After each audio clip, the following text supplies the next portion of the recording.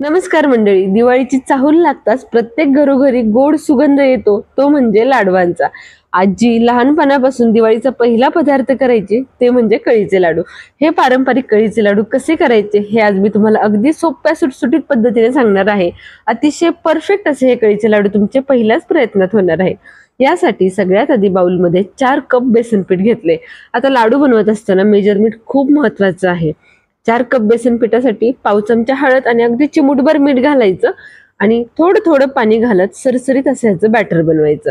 भज्याच्या पिठापेक्षा थोडंसं दाटसर भिजवायचं, परंतु अगदी थोडं थोडं पाणी घालत भिजवा, एकदम पाणी घालू नका, तर बॅटर पातळ होऊ शकतं. चला आता छानपैकी मी बीटरच्या सहाय्याने बॅटर मिक्स करून घेतले. तुम्ही बघू शकता कन्सिस्टन्सी, आणि जेवढं तुम्ही छान फेटाल ना तेवढे बेसन पिठामध्ये एअर भरली जाणार आहे. बेसन पीठ हलकं फुलकं होणार आहे.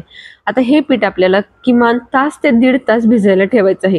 जेवढं तुमचं बेसन पीठ छान भिजेल ना तेवढा तुमचा लाडू छान होणार आहे. चला 1-1.5 तासासाठी पीठ मी छानपैकी ते भिजवून घेतले. 1.5 तासामध्ये पीठ छान भिजलं गेले. हळद आवर्जून घाला, म्हणजे हळदीमुळे ना खूप सुंदर रंग येतो. तुम्ही बघू शकता पिठाला किती छान रंग आलाय. अगदी लाडू आपले पिवळे धमक असे होतात. चला आता शेवगा घेतलाय, तोपर्यंत एका बाजूला तेलही गरम करायला ठेवूयात. इथे मी कळी तळण्यासाठी मोठी जाड तळाची कढई घेतली, ज्यामध्ये तेल छान गरम होतंय. तोपर्यंत शेवग्याला छानपैकी तेल लावून घेऊयात. शेवगा संपूर्णपणे मोकळा करायचा आणि शेवग्याच्या प्रत्येक पार्टला व्यवस्थित तेल लावून घ्यायचं. अशा पद्धतीने तेल लावून घेतल्यामुळे नंतर शेवगा आपल्याला स्वच्छ करायला अजिबातही त्रास होत नाही, पटकन तो साफ होऊन जातो. चला सगळ्यात शेवग्याला छानपैकी ऑइलिंग करून घेतलंय. आता इथे मी शेवग्याची अगदी लहान प्लेट आहे ती लावून घेते. तुम्हाला कळी जेवढी जाड जेवढी पातळ हवी त्यानुसार तुम्ही छोटे किंवा मोठे होल असलेली प्लेट लावू शकता. इथे मी अगदी छोटे होल असलेली प्लेट लावून घेतली आहे, कारण जेवढी तार तुमची पातळ येईल तेवढा तुमचा लाडू सुंदर होणार आहे. त्याची अगदी कळी चुरल्यानंतर मोतीचूर लाडू सारखी पडणार आहे. चला आता प्लेट लावून झाली. यामध्ये हे बॅटर घालून घ्यायचं. बॅटर तुम्ही बघू शकताय खूप जास्त पातळही नाही आणि घट्टही नाही, अशा कन्सिस्टन्सीमध्ये आपलं बॅटर असलं पाहिजे. आता एका वेळेस शेवग्यामध्ये जेवढं बसतंय तेवढं पीठ घालून घ्यायचं आणि वरून शेवग्याचं झाकण लावून छानपैकी बंद करून घ्यायचं. पाऊण शेवगा भरायचा, म्हणजे वरच्या राहिलेल्या स्पेसमध्ये शेवगा आपल्याला व्यवस्थित पॅक करता येतो. चला आता घेऊयात कळी पाडायला. तेलही छानपैकी गरम झाले. शेवगा भरेपर्यंत तेल छानपैकी गरम होतं. आता कळी पाडून घेऊयात. सगळ्यात आधी मधून सुरुवात करायची आणि मधून कडेला कळी पाडत पाडत गोल वेढा करून घ्यायचा. अशा पद्धतीने कळी पाडल्यामुळे कळी एकसारखी अशी पडली जाते आणि व्यवस्थित ती तळलीही जाते. आता दिवाळीचे कोणतेही पदार्थ तळत असताना आवर्जून पसरट आणि जाड तळाची कढई वापरा, म्हणजे पदार्थ व्यवस्थितपणे आतपर्यंत शिजला जातो, भाजला जातो. एका बाजूने व्यवस्थित कळी तळली गेली की दुसऱ्याही बाजूने व्यवस्थित अशी ही कळी आपण तळून घ्यायची आहे. मीडियम टू हाय फ्लेमवरती तळायची. अगदी दोन्ही बाजूनी तळायला फक्त 3 ते 4 मिनिटं लागतात. दोन्ही बाजूने अगदी खमंग खरपूस अशी ही आपली कळी तळली गेली आहे.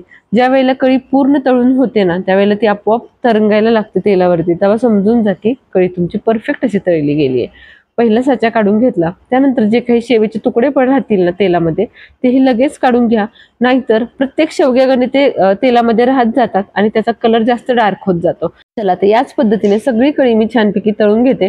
कळी अजिबातही कच्ची राहता कामा नये. कळी जर तुमची कच्ची राहिली तर लाडूची चव पूर्णपणे बदलते. त्यामुळे आवर्जून मीडियम फ्लेमवरती कळी छानपैकी तळून घ्या.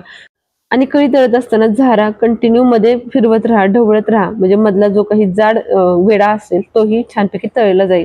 मी एक इथे थोडीशी कळी तुम्हाला तोडूनही दाखवते. अगदी छान अशी ती तळली गेली आहे. या छोट्या छोट्या टिप्स वापरून जर तुम्ही हे कळीचे लाडू बनवले ना तर तुम्ही मोतीचूर लाडू कधी खाणारही नाही. एवढे स्वादिष्ट असे आपले पारंपरिक कळीचे लाडू लागतात.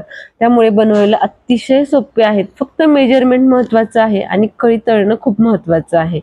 चला आता कळी छानपैकी मी दोन्ही वेडे असेच तळून घेतलेत. राहिलेले बाकीचे सुद्धा सगळे वेडे याच पद्धतीने तळून घेते. उरलेली शेवही तेलातली सगळी काढून घेतली आहे. त्याचबरोबर लाडूसाठी फ्रेश अशी आपण वेलची पूड बनवणार आहोत. 6 ते 7 वेलची, यामध्ये 3 ते 4 चमचे साखर घालायची आणि मिक्सरला छानपैकी ह्याची बारीक पूड करून घ्यायची. साल न काढता मी इथे वेलची वापरली आहे. अगदी फाईन पूड करायची. साल सुद्धा छान बारीक होते आणि त्याचा सुंदर सुगंध आपल्या लाडूला लागतो. चला अगदी बारीक अशी पूड करून घेतली आहे. कळी संपूर्ण मी इथे तळून घेतली आहे. अतिशय परफेक्ट अशी कळी इथे तळली गेली आहे. आता हाताच्या सहाय्याने कळी सुरुवातीला छानपैकी चुरून घ्यायची आणि नंतर आपण मिक्सरमध्ये याला 1 ते 2 सेकंदासाठी फक्त फिरवून घेणार आहोत. यामुळे कळीचं पूर्ण स्ट्रक्चर हे मोतीचूर लाडू सारखं अगदी छान पडतं, जे तुम्हाला कळीचे लाडू बांधताना सुद्धा अजिबातही त्रास होत नाही. बऱ्याच वेळेला कळी पूर्ण हाताने चुरून घेतल्यानंतर ती लाडू वळताना थोडासा त्रास होतो. त्यासाठी मिक्सरला थोडंसं अगदी 2 ते 3 सेकंदासाठी फिरवून घ्यायचं.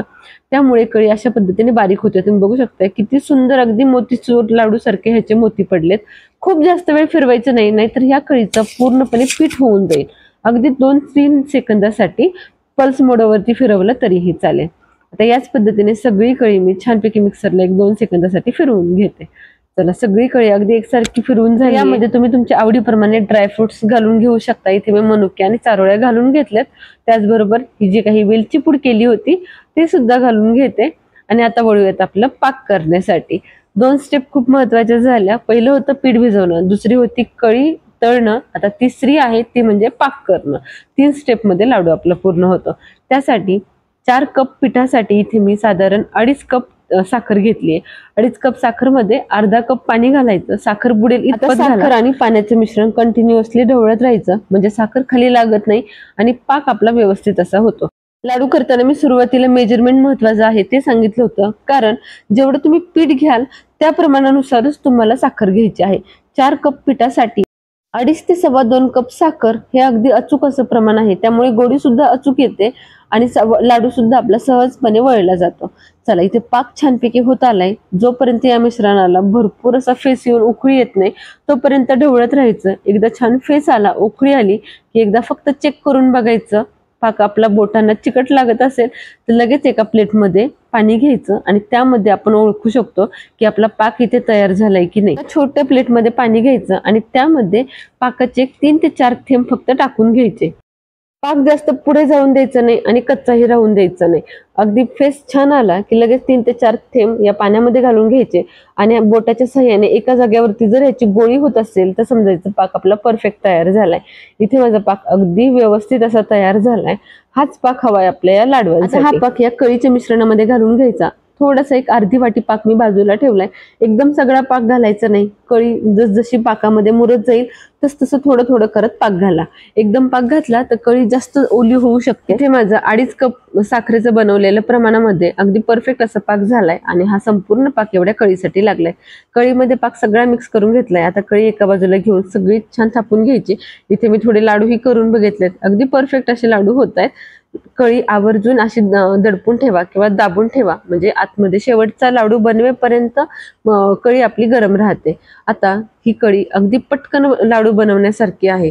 जर तुम्हाला जास्त वेळ लाडू बनवायला लागणार असेल किंवा खूप वेळानंतर लाडू बनवायचे असतील तर पाक थोडासा लूज ठेवा, म्हणजे कळी थोडी थंड झाली तरी व्यवस्थित असे लाडू वळले जातात. इथे या कळीपासून अगदी सुंदर असे हे लाडू वळले जात आहेत. लाडू सुरुवातीला थोडेसे ओलसर ठेवायचे आणि नंतर मात्र ते 1 तास 1.5 तास थंड झाल्यानंतर छान आवळले जातात आणि असे लाडू तुमचे अगदी 15 दिवस म्हणलं तरी या लाडवांना काही होत नाही आणि हाताने तोडताना सुद्धा सहजपणे तुटले जातात. तुम्ही बघू शकता किती सुंदर असा हा लाडू तुटला जातोय. अजिबातही खूप कडक नाही आणि खूप ओलसरही नाही. साखरेचं बेसन पिठाचं घेतलेलं अचूक प्रमाण या लाडवांना अतिशय परफेक्ट असं बनवतं. चला, तुम्ही सुद्धा तुमच्या या दिवाळीला ही पारंपरिक रेसिपी नक्की ट्राय करा. हे कळीचे लाडू एकदा नक्की करून बघा. रेसिपीमध्ये सांगितलेल्या सगळ्या टिप्स फॉलो करा. चला, रेसिपी आवडली असेल तर लाईक करा, बनवायची असेल तर सेव्ह करा, कोणाकडून बनवून घ्यायची असेल तर शेअर करा. अशाच रेसिपींसाठी शुभज्योत सबस्क्राईब करा. भेटूया पुन्हा एकदा अशाच नवीन रेसिपी सोबत. धन्यवाद.